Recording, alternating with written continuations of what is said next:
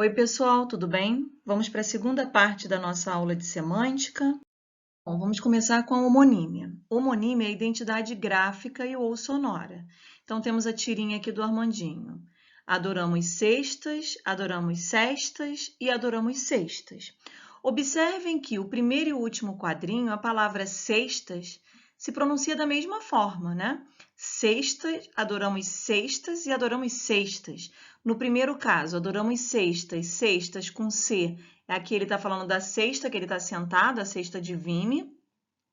No último quadrinho, ele tem adoramos cestas, e aí ele está com óculos, pé de pato, a boia. Cestas no sentido de sexta-feira, dia da semana, né? Então, a palavra cestas do primeiro quadrinho e a palavra cestas do segundo quadrinho, eles são iguais na pronúncia, diferente na escrita, são homônimos. E no segundo quadrinho, a gente tem cestas, que é dormir, aquele soninho depois do almoço, né? Então, começamos o estudo dos homônimos pelos homônimos perfeitos. Eles são perfeitos porque são iguais na escrita, iguais na pronúncia. São homógrafos, homófonos. Homo, igual. Grafo, escrita. Fono, som. Igual na escrita, igual no som.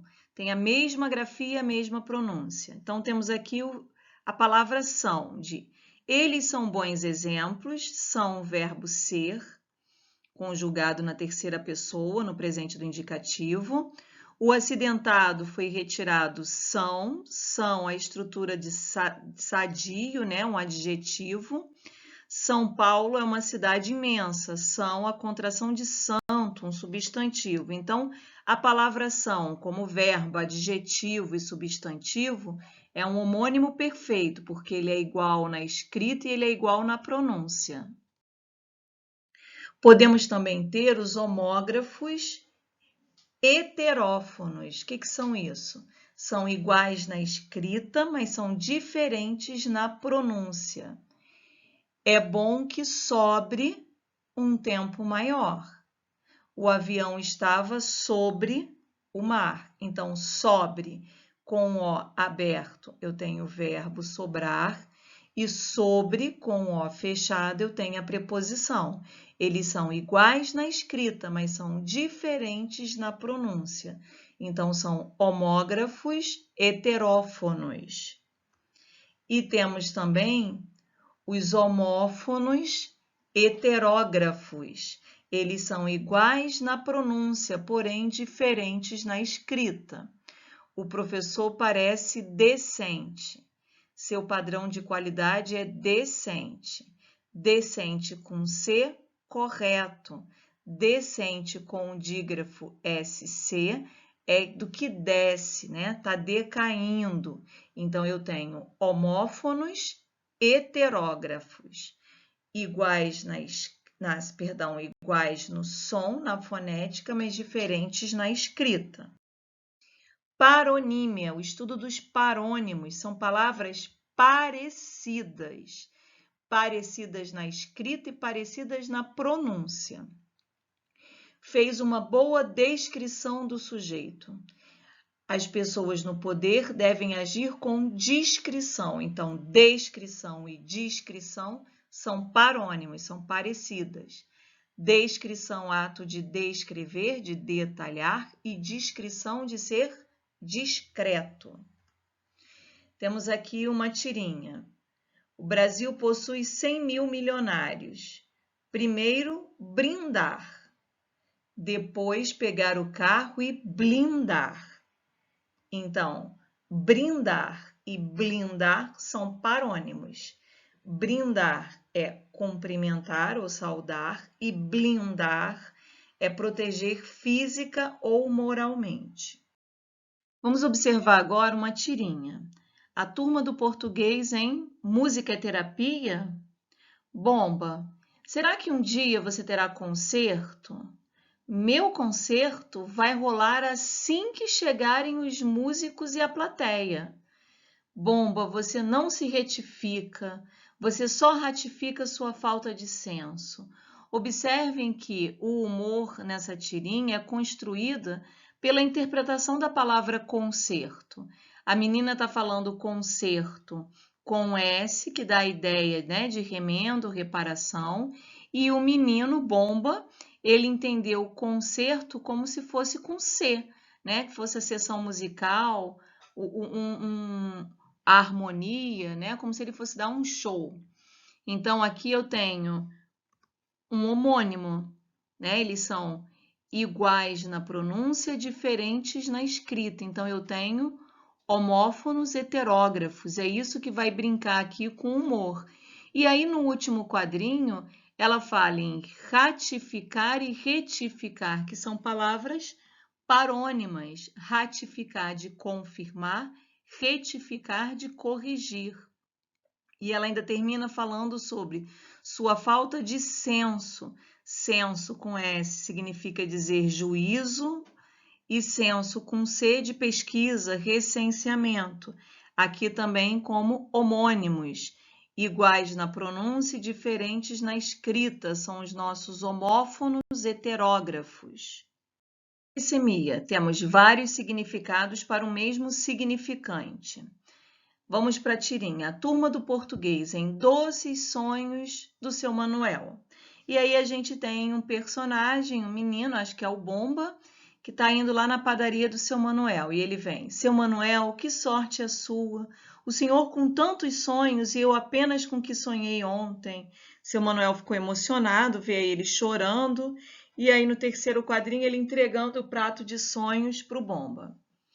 E tem gente que acredita que não podemos viver de sonhos. E aí vem a palavra sonho, o significante sonho, com os possíveis significados. Um significado possível é o sonho da padaria, né? O sonho doce, que seu Manuel tá lá com tantos sonhos assim, com tantos doces.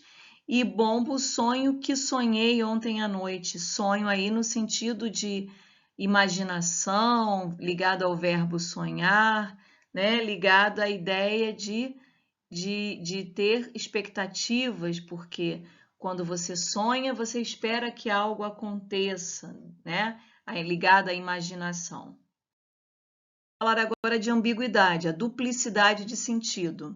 A ambiguidade ela pode estar ligada à polissemia, mas não é só a polissemia. A ambiguidade está ligada também a todos os mecanismos semasiológicos da linguagem. Quando eu penso em semasiológicos, eu penso nos mecanismos ligados à construção de sentidos, de significados possíveis, a partir de uma interação comunicativa. Então, eu coloquei aqui uma charge muito engraçada que vem. Não trocamos roupas íntimas. E aí tem lá a palavra loja, né? O menino está vendo na frente da loja a plaquinha, não trocamos roupas íntimas. E quando ele lê não trocamos roupas íntimas, ele faz uma interpretação. Olha para a mulher e diz porcona, né? E o humor dessa tira é construída justamente porque ele vai olhar a palavra, o verbo trocar, e vai interpretar de uma maneira diferente, né? Trocar aí na loja significa dizer trocar uma peça por outra peça. Comprou uma, não deu, você vai lá e troca. E aqui trocar, ele entendeu no sentido de que você não está tirando, trocando todo dia as suas roupas íntimas. E aí ele chega à observação, porcona. O humor foi construído por ele não ter conseguido interpretar de uma forma adequada a placa da loja. Vamos falar agora dos tipos de ambiguidade. Ambiguidade construída pelas palavras homônimas. Não consigo encontrar a forma ou a forma do bolo. Então, forma, que é um homônimo de forma, gerou ambiguidade. Eu não sei se ela está falando a forma exata de fazer o bolo ou se ela está falando a forma em que eu colocarei o bolo para assar. Aqui no segundo caso eu tenho uma palavra polissêmica. João adora aquele canto, canto de cantar ou canto espacial, né? Um lugarzinho ali no recinto. Vagueza, construção sintática ficou vaga. Carlos adora sorvete, Maria também. Maria também o quê?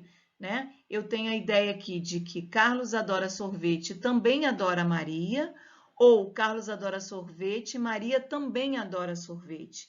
Esse também ficou ambíguo, eu não sei a quem ele está se referindo exatamente. Ou eu posso ter uma construção sintática ambígua. Pedro disse a Maria que seu pai não fora à reunião. Seu pai, seu, um pronome de terceira pessoa, e eu tenho dois referentes anteriores de terceira pessoa. Quem é o seu pai? É o pai de Maria? É o pai de Pedro ou é o pai de ambos? Ficou ambígua essa estrutura sintática, porque eu tenho um pronome de terceira pessoa com dois referentes anteriores. Abandonei-o contrariado. Contrariado. Eu tenho aqui um particípio com valor de adjetivo e eu não sei a quem ele se refere. Quem é que está contrariado? Eu estou contrariado quando o abandonei ou eu o abandonei e ele estava contrariado quando eu o abandonei? Eu não sei. Esse adjetivo tanto pode estar se referindo ao sujeito, eu, e por isso seria um predicativo do sujeito, como pode se referir ao o, e por isso seria um predicativo do objeto, porque o é o objeto direto de abandonar. Prevendo uma resposta negativa, não interroguei.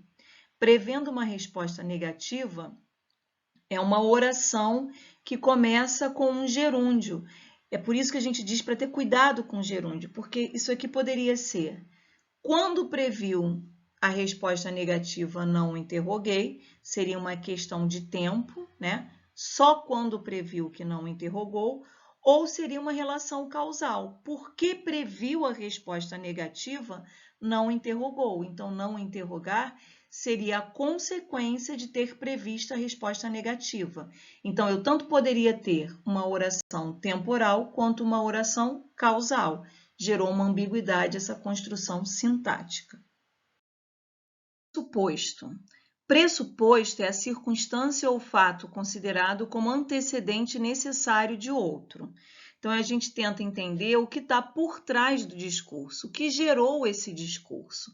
Para cada elemento gramatical, existe uma intencionalidade. Então, quando eu tenho aqui no primeiro exemplo, João parou de fumar. Se ele parou, significa dizer que ele fumava antes. Maria não apanha mais do marido. Se ela não apanha mais, significa dizer que ela apanhava. Axel gosta principalmente de física. Se é principalmente, significa dizer que ele gosta também de outras matérias. E temos aqui uma propaganda de shopping. Olha como esse shopping trabalhou com o pressuposto textual para fazer a propaganda, para, né, gerar a vontade de ir ao shopping. Então, vai lá. Se você pergunta para o seu marido se está linda e ele responde que te ama de qualquer jeito, está na hora de falar com a gente. Qual é o pressuposto? Se pergunta ao marido se está linda e ele diz te ama de qualquer jeito, significa dizer que não está linda. Logo, vá ao shopping, vá comprar roupa, vá fazer o cabelo, vá repaginar a sua imagem, né? Então, ele está vendendo a ideia de ir ao shopping, brincando com o pressuposto textual. Tenho aqui uma tirinha do Agar o Horrível. E Helga está conversando com uma amiga e diz: o marido da Irma parou de beber. Qual é o pressuposto de parou de beber? Sinto muito. Quando é o enterro? Amanhã. Então, qual é o pressuposto? Só morto ele pararia de beber. O humor foi construído a partir desse pressuposto. Ele só pararia de beber morto. Implícito. Implícito é algo que está envolvido naquele contexto, mas que não é revelado. É deixado subentendido, apenas sugerido ao leitor. Então, tenho novamente a tirinha aqui do Agar. Então, começa a Helga lá. Por trás de todo grande homem há sempre uma mulher. E o Agar lá atrás. E como é que eu estou caminhando atrás de você? Ela, adivinha? O que ficou implícito nessa estrutura? Fica implícito que ele não é um grande homem, né? É isso que ficou implícito nessa tirinha e é isso que vai construir o humor na tirinha do Agar. Agora é a sua vez, vamos fazer a atividade. Então, tenho aqui a tirinha de Luiz Fernando Veríssimo, As Cobras. E aí vem, flecha, você é machista? Para mim não existe qualquer diferença entre os sexos, Shirley. Que pergunta? Aliás, típica. Na tira a seguir, a lesma flecha manifesta duas opiniões contraditórias. Uma explícita e uma implícita, ou seja, subentendida. Quais são essas opiniões? A explícita, né, que está expressa, escrita, é de que não há diferença entre os sexos. E a implícita? A implícita é que há diferença. Por quê? Porque ele diz, Shirley, que pergunta, quando ele pergunta, você é machista? Ele, que pergunta, aliás, típica. Quando ele diz esse aliás, típica, típica de quem? Das mulheres. Logo, significa dizer que ele acredita que há diferenças, né? Porque há papéis masculinos e papéis femininos. Então, letra A. Explicite a opinião que flecha deixa implícita. Fica implícita a ideia de que existe diferença entre os sexos. Segundo esse texto, em qual das duas opiniões, na implícita ou na explícita, flecha realmente acredita? Flecha acredita na opinião implícita, ou seja, ele acredita que há diferença entre sexos. Qual a passagem da tira que permite que você chegasse a essa conclusão? O terceiro quadrinho, pela força irônica, até pejorativa que Flecha se expressa. Ele deixa nessa última tirinha aí, nessa última imagem, perdão, nesse último quadrinho, um tom pejorativo da resposta, aliás, típica, né? Demonstrando aí que ele vê diferença entre homens e mulheres. Agora é a sua vez. Eu vou deixar 2 exercícios para vocês fazerem. Primeiro exercício, atividade 2. Explique a ambiguidade nos fragmentos abaixo. Então, a gente tem aqui algumas sentenças.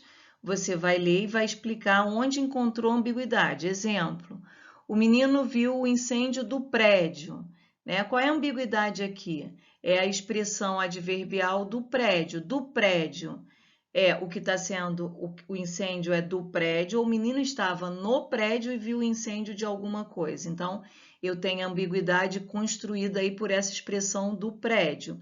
E nos demais, como se construiu a ambiguidade? Vocês vão explicar. Na segunda questão, que eu vou deixar para vocês responderem, que é a atividade 3, eu tenho aqui uma questão da UERJ. Você vai ler esse fragmento e vai justificar por que o vocábulo seus fez uma estrutura ambígua. Lembra que a gente tem um exercício anterior muito parecido com esse, tá bom? Façam os exercícios, na próxima aula eu vou responder. Bom, paramos por aqui, muito obrigada, bom estudo, foco e lembrem-se, semântica é uma matéria muito importante para vocês, tá bom?